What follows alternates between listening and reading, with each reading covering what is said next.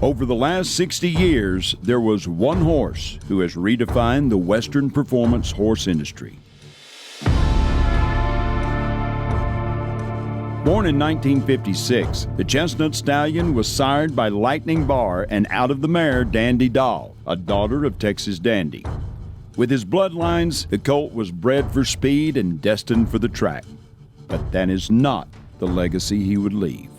Doc Bar found his way to the halter pen with Charlie Araujo, capturing 9 grand champions in only 15 shows. The word on the street was there was a kind of an Arab-headed horse that just won the Cow Palace, and I said, who showed him? And they said, Charlie Araujo. And I thought, boy, oh boy, well, he knows the horse. I got to see this horse. As time went on, the Jensens bought him, and they had a ranch there in San Benito County, and they stood Doc Bar there. It was there at the Double J Ranch, which was managed by Charlie and Stephanie Ward, that Doc Bar's legacy began. Charlie started crossing him on them Pocatello, Pocoano mares, and we get the kind of horse that we saw then, the Doc Bar, athletic, a lot of eye appeal. Once they saw how they had so much expression and so much look, and they were class horses. They had class about them. They had that look. They were beautiful horses. They were great horses. They were great then. They'd have been great today. They were athletic. They were quick-footed. They had a lot of cow instinct, and they were easy to train. Then with some of the top trainers, hands on them, you know, I mean, he just shot to the front. Doc Bar's first foal entered the show pen in the late 1960s. Starting out in the cutting, the Doc Bar progeny made a big statement in their first few years of competition. You know, I'm pretty proud of Doc Bar because I was very fortunate. I rode so many good Doc Bars in my life, you know, great ones. I showed the first Doc Bar stud at the NCHA Futurity. He was the first Doc Bar foal that ever showed there.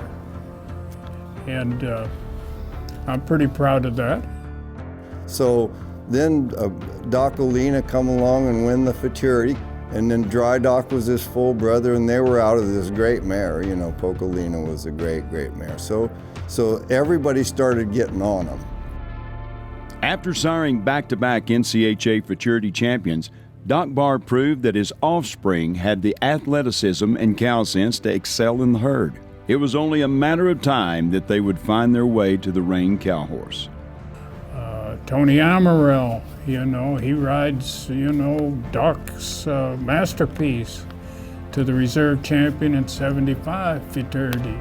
Doc Bar's offspring furthered his influence in the industry and created a new standard for Western performance horses. His colts rose to the top and went on to become some of the most influential sires in the Reined cow horse. We had a lot of old foundation breeding, you know, but when Doc Bar came, you know, we had a little different type of horse, and well, the Doc Bars were pretty horses too, you know, and you know, who doesn't want to ride a pretty one? He brought the look. The eye appeal box was for Doc Bars. They looked at a cow, and they got around on one, and it was pretty neat. It was pretty impressive. So.